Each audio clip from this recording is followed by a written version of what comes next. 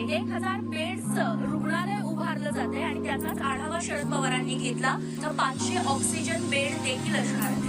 अस्मानी संकटाचा सामना करत असलेल्या कोकणाला धीर देण्यासाठी आज 80 वर्षांचा योद्धा शरद पवार हे मैदानात उतरले. शरद पवारांना जाणता राजा का म्हणतात याचा प्रत्यय त्यांच्या कोकण दौऱ्यात जनतेला आला असेल.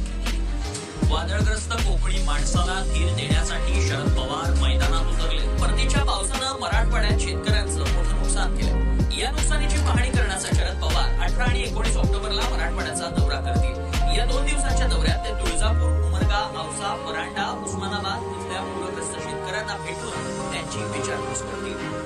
माझ्या 170 जिल्ह्यांपैकी 5